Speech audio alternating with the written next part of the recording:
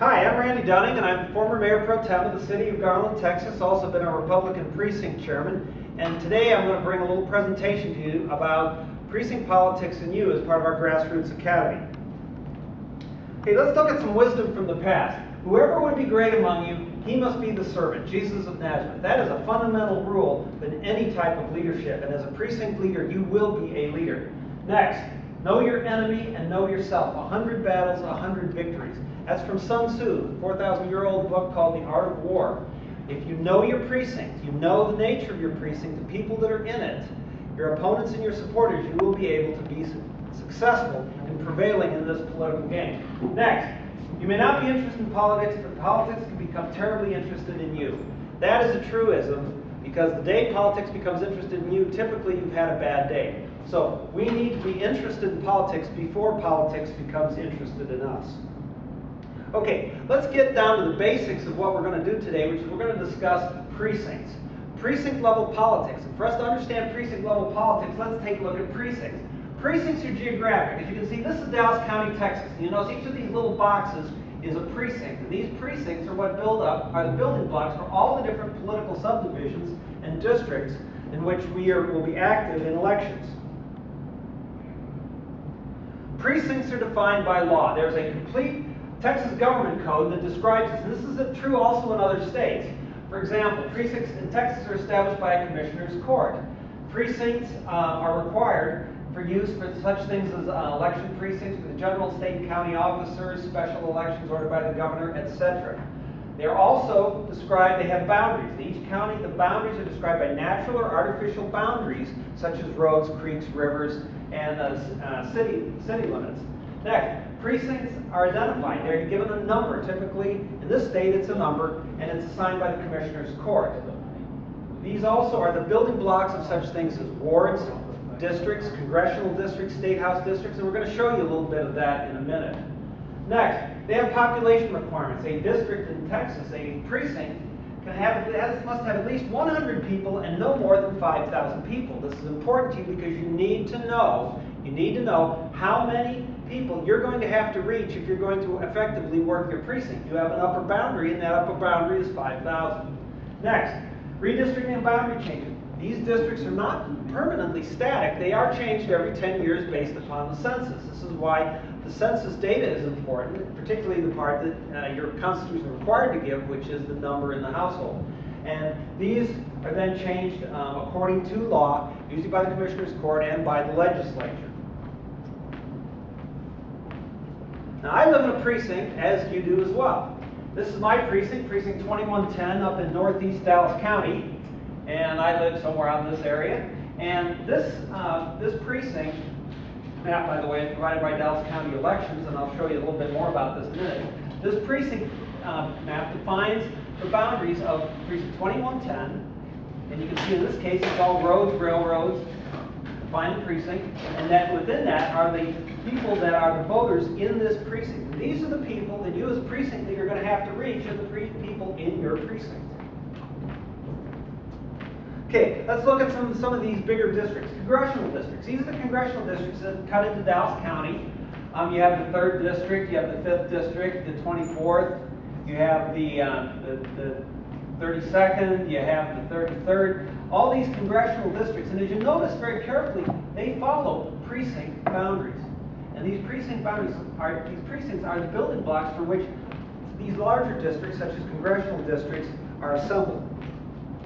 If we look at state districts, we're going to see the same thing working. Here we have Texas Senate districts in Dallas County. We have the 16th, we have the 2nd, we have up here the 113th, 112th, 102nd. These are the different state house districts. These are the state senate districts. But as you notice, just like the congressional districts, these too are built in precincts. Again, the precinct is the building block for all political involvement. Okay, let's talk a little bit about our precinct political structure. In party politics, you typically have a precinct chairman. This precinct chairman is someone who must live in the district.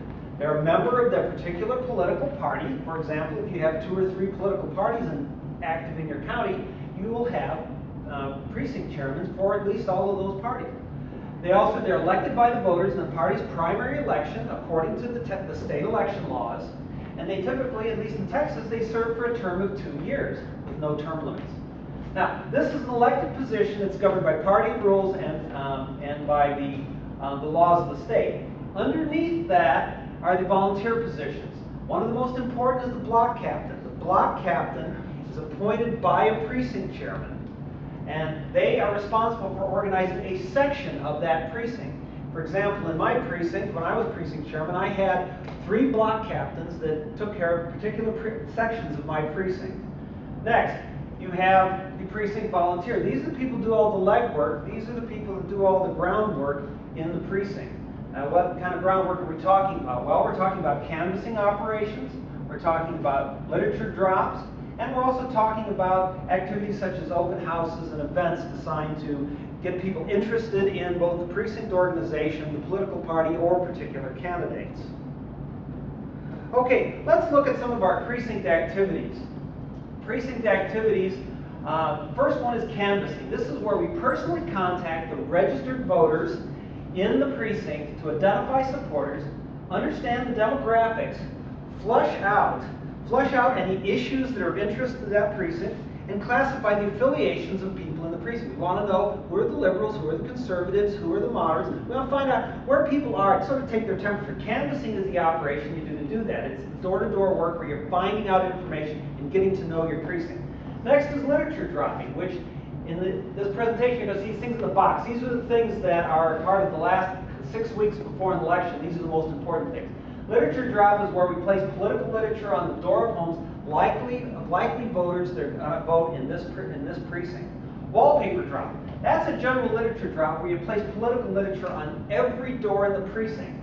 Typically we use literature drops. Wallpaper drops are not as common, but there are times when a wallpaper drop is critical. If there's short-term information or you don't have a good feel for, haven't been able to canvass your precinct and you have a critical issue or a critical election, a wallpaper drop may be just the thing to get your message out without having to do the standard literature drop. Meet and greets. This is a get-together in the homes of individuals who live in the precinct that's designed to introduce candidates to the voters of the precinct, and also to get the precinct volunteers and the people who live in the precinct to know each other.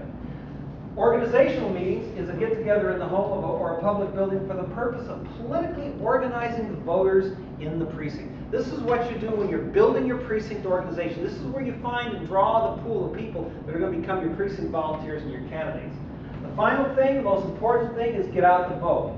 Get out the vote. This is how we get the favorable voters that we've identified in all these other operations, the people that we've identified in canvassing, the people that we've gotten the literature to, the people that we've wallpapered, the people that we've seen at the meet and greets.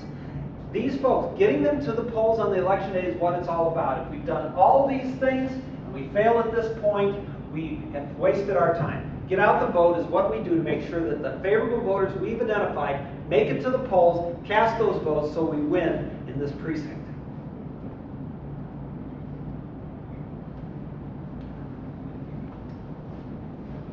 Okay, let's talk a little bit quickly about phone banks. Precinct phone banks. There's 2 types of phone banks. There's a traditional phone bank, which is established by candidates or parties. In these, volunteers show up and the phones and lists are provided. It's typically set up in some business or some rented office space that has many extension phones. For a precinct, that typically doesn't work. So what we do is we have a couple of things we can do in the precinct. We can create a cell phone bank where volunteers bring their own cell phones to the phone bank. This overcomes the lack of access to facilities. It does require a little bit of financial commitment on the part of those volunteering and bringing their cell phones, though it helps if some of them have the kind of phones that have no limits on the calls. You can do tabulation on site just like you do up at a regular phone bank. So it has those advantages. Now the virtual phone bank is another critical thing we can do where you can email lists to volunteers in your precinct who call from their own homes and return completed lists by email. This is absolutely the most inexpensive way to do phone banking, but it's the hardest to coordinate because you have to get all the data back in and you have to tabulate it and then send it back out to get people to continue to do the follow-up calls. But by using either of these techniques, and both have been used successfully in my campaigns when I'm running for city council, by using both these techniques, you can get a precinct organized by phone.